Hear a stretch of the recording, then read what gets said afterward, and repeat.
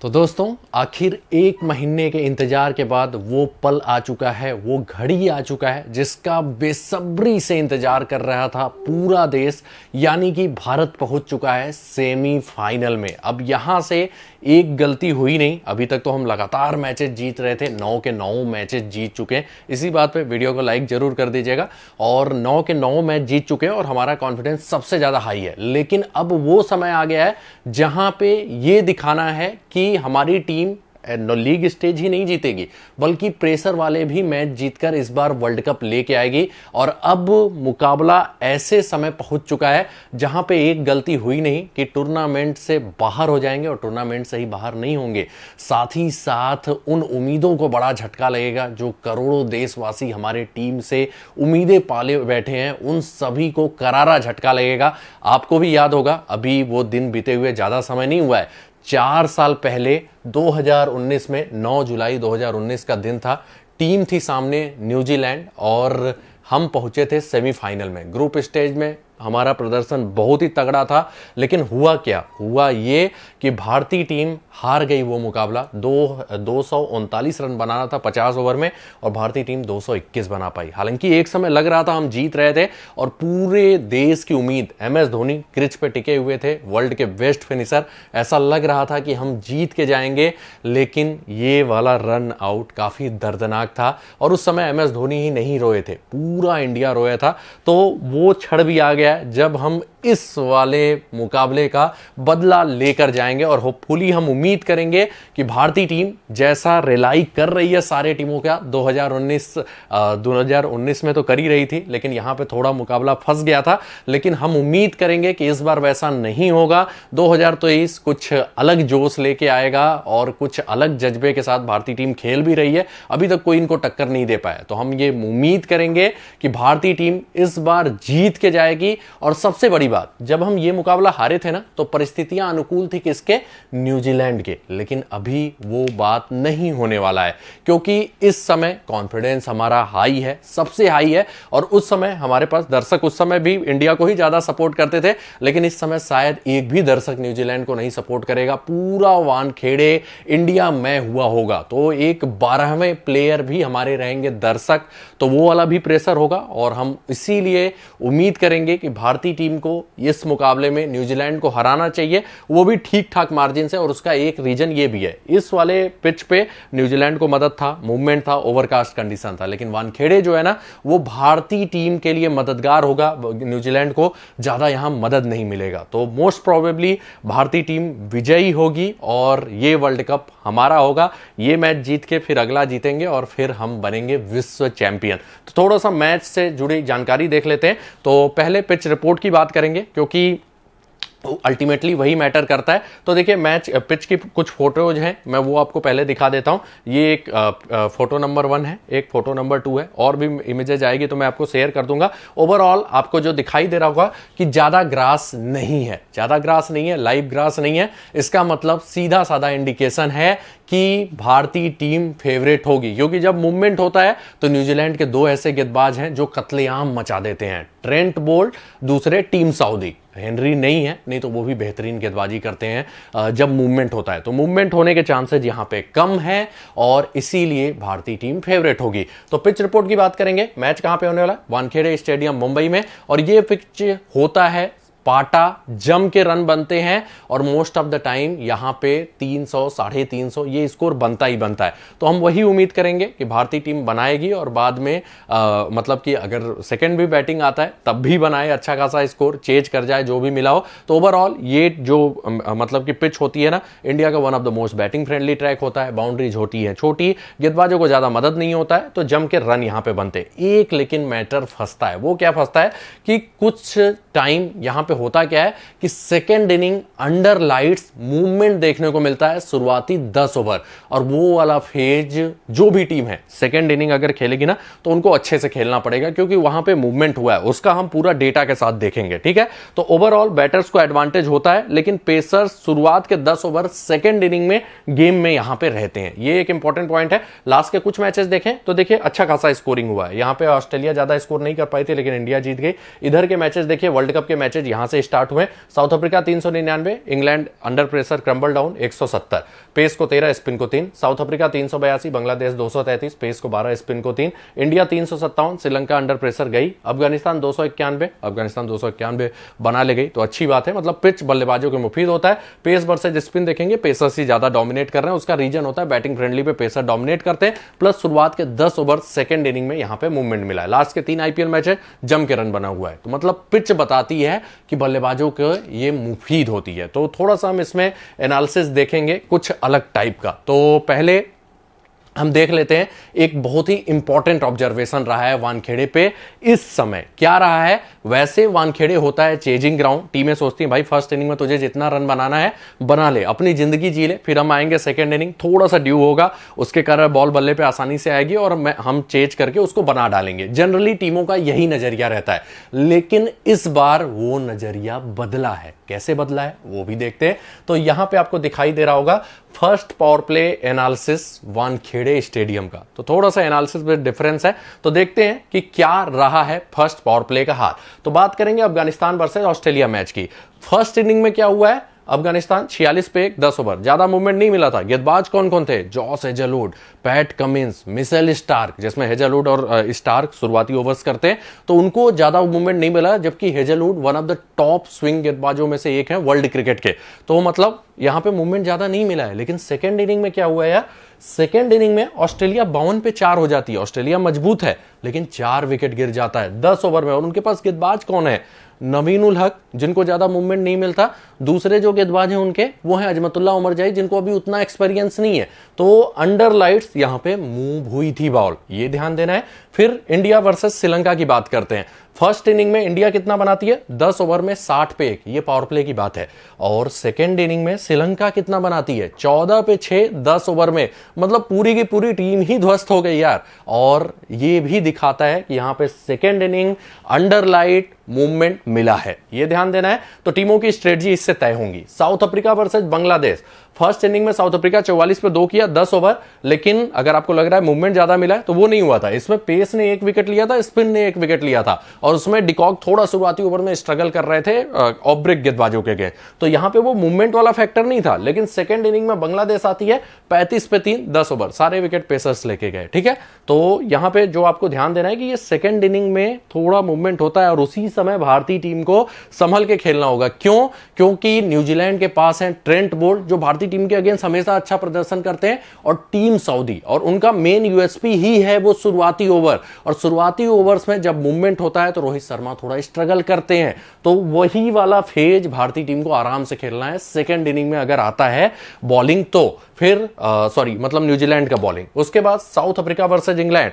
First inning में south Africa 59 कर जाती है 10 ओवर में, सेकंड इनिंग में इंग्लैंड 67 पे 4, 10 ओवर में। तो ये पूरा डेटा आपको यही बताता है कि फर्स्ट इनिंग में बैटिंग इजी रहा है, सेकेंड इनिंग में क्या होता है, शुरुआत के 10 ओवर अगर वो फेज आप अच्छे से खेल गए तो फिर उसके बाद बैटिंग इजी हो जाता है, लेकिन वो शुरुआत का 10 ओवर बहुत ही क्रूशियल फेज होता है। तो कुल मिला के मुझे यह बताना था कि न्यूजीलैंड के मुताबिक यहां पे परिस्थितियां नहीं है, लेकिन वो जो 10 ओवर है सेकेंड इनिंग में अगर उनकी बॉलिंग आ गई तो उसमें वो कत्लेआम मचा सकते हैं, तो उस ओवर को इंडिया को आराम से खेलना पड़ेगा। तो ओवरऑल हमेशा ये चेजिंग ग्राउंड रहा है, लेकिन टीमें टॉस जीत के बैटिंग करना पसंद कर सकती हैं, क्योंकि एक तो नॉकआउट गेम, नॉकआउट में रन स्कोर का प्रेशर अलग ही होता है, तो ज्यादा चांसेज हैं कि टीमें टॉस जीतेंगी और पहले बैटिंग करेंगी। और एक रिकॉर्ड की बात करते हैं, इंडिया वर्ल्ड कप में लास्ट 10 ईयर में कैसा परफॉर्मेंस रहा है। तो आपको लगता है भाई हम उतना अच्छा नहीं किए हैं, लेकिन अगर आप देखेंगे ना लास्ट 10 सालों में, मतलब लास्ट के 2 वर्ल्ड कप में ना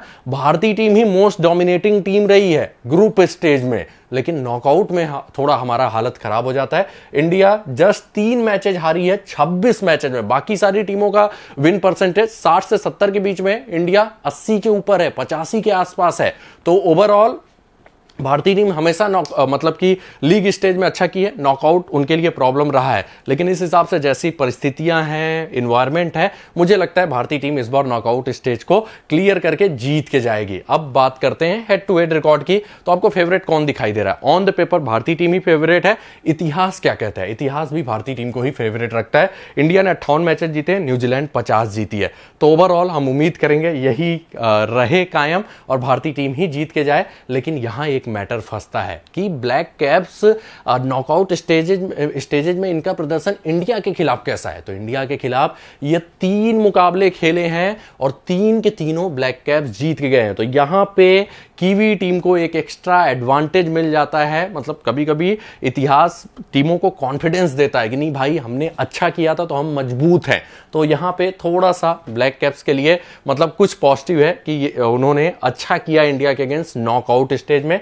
हम उम्मीद करेंगे भारतीय टीम इसको भी तोड़ दे। तो ये है नॉकआउट स्टेज का रिकॉर्ड। अब बात करते हैं कौन से भारतीय लड़ाके खेलने वाले हैं इस मैच में। तो भारतीय टीम का प्रोबेबल 11 आपको स्क्रीन पे दिखाई दे रहा है।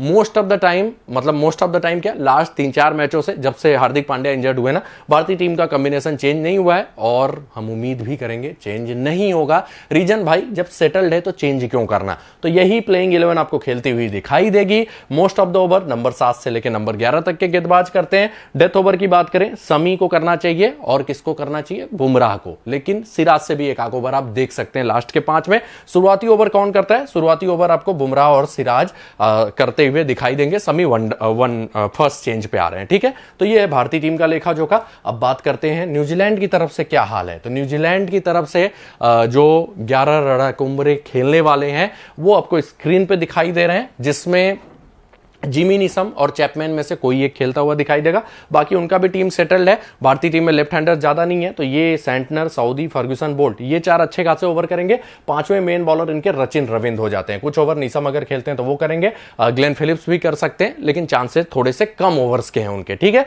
डेथ की बात करें सऊदी और बोल्ट को करना चाहिए। तो ये है इस टीम का लेखा जोखा। अब हम थोड़ा सा बात करते हैं कि कौन से प्लेयर्स न्यूजीलैंड के against most of the time चलते हैं भारतीय टीम के तरफ से। तो ये है भारतीय टीम के प्लेयर्स का head to head record New Zealand की तरफ से। इसमें अगर आप देखेंगे ना तो बहुत से प्लेयर भारतीय टीम के अगेंस्ट बहुत अच्छा करते हैं। सॉरी, न्यूजीलैंड के अगेंस्ट भारतीय टीम के कई प्लेयर्स बहुत अच्छा करते हैं। यहां देखिए शुभमन गिल 72.9 का एवरेज है, विराट कोहली 56.6 का एवरेज है, अय्यर 63.2, 58 का एवरेज है राहुल का। मतलब ये चारों अच्छा परफॉर्म करते हैं। रोहित का भी एवरेज हम खराब नहीं बोलेंगे, कंपैरेटिवली थोड़ा सा खराब है। उसका रीजन होता है जब मूव करती है तो लेफ्ट आर्म पेसर्स के अगेंस्ट ये स्ट्रगल करते हैं। तो बेसिकली सेकंड बॉलिंग में अगर रोहित की बैटिंग आती है उस समय थोड़ा स्ट्रगल करना पड़ सकता है, ये ध्यान दीजिएगा। सूर्य कुमार यादव ज्यादा खेला नहीं है, 18.2 का ही एवरेज है। जडेजा बैटिंग से अच्छा करते हैं इस टीम के अगेंस्ट, 51.6 का एवरेज है। बॉलिंग से कुछ खास नहीं कर पाए। समी बेहतरीन विकेट टेकिंग गेंदबाज है इस टीम के अगेंस्ट, 13 मुकाबलों में 30 विकेट। कुलदीप 10 मुकाबलों में 19, सिराज 3 में 6। बुमराह का प्रदर्शन थोड़ा सा इस टीम के अगेंस्ट गड़बड़ रहा है। तो मतलब अगर हम देखें तो 11 में से 8 प्लेयर बहुत ही अच्छा करते हैं और उसमें से 2 प्लेयर जो अच्छा नहीं करते हैं वो टीम के मेन गेंदबाज है एक, और एक है मेन बल्लेबाज। तो मतलब चिंता की करने की जरूरत नहीं है भाई, सारा कुछ सेटल्ड है। हमारे players most of the time dominate करेंगे। अब बात करते हैं न्यूजीलैंड की तरफ से कौन से प्लेयर्स भारत के खिलाफ अच्छा करते हैं, तो वो भी हम देख लेते हैं। तो ये है इनका हेड टू हेड रिकॉर्ड। अगर आप देखेंगे तो कॉनवे का अच्छा रिकॉर्ड है, 43.4 का एवरेज है। उसके अलावा रचिन रविंद्र 75 का एवरेज है, विलियमसन 43 का एवरेज है, टॉम लैथम 51.5 का एवरेज है। ट्रेंट बोल्ट भी अच्छा करते हैं, 14 मुकाबलों में 25 विकेट ले चुके हैं। सऊदी 23 मुकाबलों में 35 विकेट ले चुके हैं। तो अगर आप देखेंगे तो हेड टू हेड एनालिसिस अगर हम करें तो भारतीय टीम का पलड़ा भारी ही है, क्योंकि एक तो हेड टू हेड तगड़ा है, जितने भी प्लेयर हैं उनका मोस्ट ऑफ द अगर मैचअप्स अगर आप देखें तो किसका तगड़ा है, भारतीय टीम का। और जो इंपॉर्टेंट पॉइंट है इसमें भी आप देखिए 1 2 3 4 5 प्लेयर जो हैं वो most of the time Bharat के खिलाफ अच्छा नहीं करते हैं, और इसमें से भी जो अच्छा करते हैं ना उसमें 2 का फॉर्म उतना अच्छा नहीं है। एक है टॉम लैथम जो कि भयंकर स्ट्रगल कर रहे हैं इस समय, तो ये प्लेयर ऑटोमेटिक हट जाते हैं। दूसरे आपको दिखाई देंगे अगर हम वैसे बात करें तो एक है डी कॉनवे जिनका परफॉर्मेंस अच्छा नहीं चल रहा है। तो मतलब ओवरऑल अगर हम head to head data wise देखें तो भी भारतीय टीम फेवरेट दिखाई दे रही है, तो ये ध्यान देना है। अब हम बात करते हैं कि दोनों टीमों के कैप्टन क्या स्ट्रेटजी अपना सकते हैं, कौन से बॉलिंग स्टाइल को यूज कर सकते हैं। तो ये थोड़ा सा एनालिसिस विद द डिफरेंस है, तो वो भी देख लेते हैं। तो ये है कि न्यूजीलैंड के मेन बैटर्स डिफरेंट बॉलर्स के अगेंस्ट इस वर्ल्ड कप में कैसा किए हैं, वो डेटा थोड़ा सा हम देख लेते हैं। तो देखिए न्यूजीलैंड के मेन बैटर्स अगर हम देखें तो उनका चाइना मैन के अगेंस्ट रिकॉर्ड रहा है, एवरेज रहा है 35 का, मतलब बहुत अच्छा नहीं है। तो कुलदीप एक अहम अस्त्र हो सकते हैं भारतीय टीम के। अगर हम बात करें लेफ्ट आर्म पेसर्स के against, left arm extra pace 45 का एवरेज है, लेफ्ट आर्म मीडियम पेस 148.5 का एवरेज है। तो ये दो कह सकते हैं डोमिनेटिंग मतलब कि इन दो टाइप के गेंदबाजों के अगेंस्ट डोमिनेट किए हैं न्यूजीलैंड के बल्लेबाज। लेकिन प्लस पॉइंट क्या है, भारतीय टीम के पास ये गेंदबाज ही नहीं है, लेफ्ट आर्म पेसर भारतीय टीम के पास है ही नहीं। तो हम ये उम्मीद करेंगे कि ये डेटा भी हमारे पक्ष में है। उसके अलावा लेफ्ट आर्म ऑर्थोडॉक्स की बात करते हैं तो उनके अगेंस्ट इनका एवरेज है 33.3 का। मतलब भारतीय टीम के दोनों स्पिनर कुलदीप यादव, जडेजा दोनों ही तुरूप के इक्के हो सकते हैं न्यूजीलैंड के अगेंस्ट। राइट आर्म पेसर्स के अगेंस्ट 40 का एवरेज है।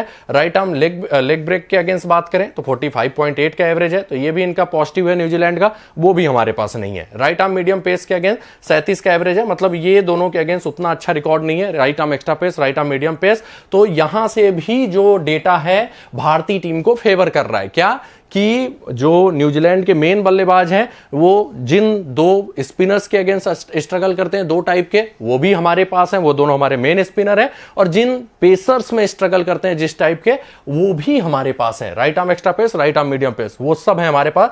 तो डेटा भी अगर हम बात करें न्यूजीलैंड के बल्लेबाजों का तो वो फेवर करता है भारतीय टीम को, तो ये भी ध्यान देना है। अब हम एक और डेटा देखते हैं कि भारतीय टीम के बल्लेबाज डिफरेंट टाइप ऑफ गेंदबाजों के अगेंस्ट क्या करते हैं और किससे हमें संभल के रहना है। तो ये वाला भी डेटा अगर हम देखें तो यहां पे जो ध्यान देना है वो देख लेते हैं। तो देखिए भारतीय टीम का record left arm China man के अगेंस्ट अच्छा है, वो हालांकि खेल नहीं रहे।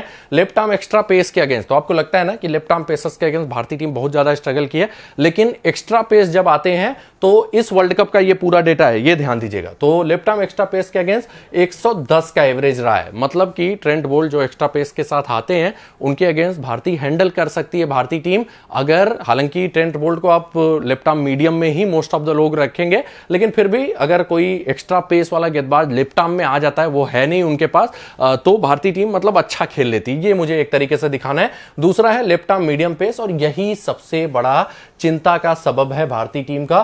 कई बल्लेबाज लेफ्ट आर्म मीडियम पेसर्स के अगेंस्ट स्ट्रगल किए हैं। रोहित हैं, एक दो बार विकेट फेंके हैं, कोहली भी एक आध बार दे देते हैं, अय्यर भी कभी कभार दे देते हैं। तो ये लेफ्ट आर्म मीडियम पेस वाला जो है ना डेटा, वो भारतीय टीम के लिए थोड़ा अलार्मिंग है। 30.7 का एवरेज रहा है इस वर्ल्ड कप में। मतलब ट्रेंट बोल्ट उस टीम की तरफ से सबसे बड़े खतरा भारतीय टीम के लिए हो सकते हैं, तो उनको हमें आराम से खेलने की जरूरत है। लेफ्ट आर्म ऑर्थोडॉक्स की बात करें तो देखिए, आप वैसे देखेंगे कोहली स्ट्रगल करते हैं और उसमें 3 ही बार भारतीय टीम आउट हुई है, जिसमें अगर आपने देखा होगा मरवे के अगेंस्ट कोहली एक बार आउट हुए और एक बार आउट हुए। तो लेफ्ट आर्म ऑर्थोडॉक्स के अगेंस्ट जो विकेट गिरा है ना, वो कोहली का ही मोस्टली गिरा है, लेकिन वो टिकने के बाद गिरता है। एवरेज कितना है? 90.3 का। मतलब सेंटनर हमारे लिए उतने भी बड़े खतरे नहीं है। राइट आर्म पेस की बात करें, उनके अगेंस्ट भी हमारे बल्लेबाजों का रिकॉर्ड अच्छा है, 69.6 का एवरेज है। 83 का लेग ब्रेक के अगेंस्ट है। मीडियम पेसर्स के अगेंस्ट 55.7 का। और ग्लेन फिलिप्स जो पार्ट टाइम गेंदबाज हैं, उनके अगेंस्ट अगर देखें, मतलब ऑफ ब्रेक गेंदबाजों के अगेंस्ट, तो 170 का एवरेज है।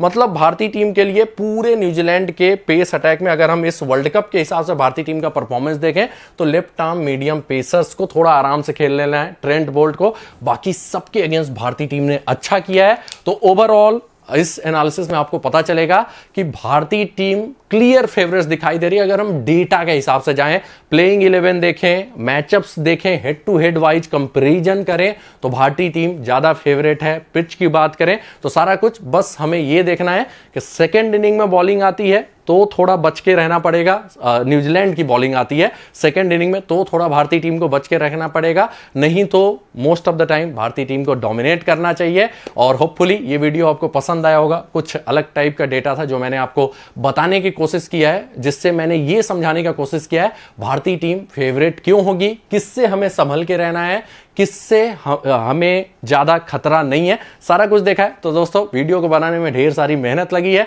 वीडियो को लाइक और शेयर जरूर कर दीजिएगा। और यार, इतना मेहनत लगा है, लाइक और शेयर जरूर कर दीजिएगा। और भारतीय टीम का मैच है यार, लाइक करना ही करना है आपको। और होपफुली ऐसे ही मैचेज का हम डेटा लाके आपको कुछ डिफरेंट टाइप का एनालिसिस आगे भी देते रहेंगे। तो वीडियो को लाइक और शेयर जरूर कर दीजिएगा। वीडियो जैसा भी लगा हो कमेंट करके जरूर बताइएगा। और एक बार भारतीय टीम के लिए प्रार्थना जरूर कर लीजिएगा, क्योंकि यार दुआओं में बहुत ही असर होता है। और प्रार्थना हम उम्मीद करेंगे इस साल कबूल होगी और वर्ल्ड चैंपियन बन के हम ही आएंगे।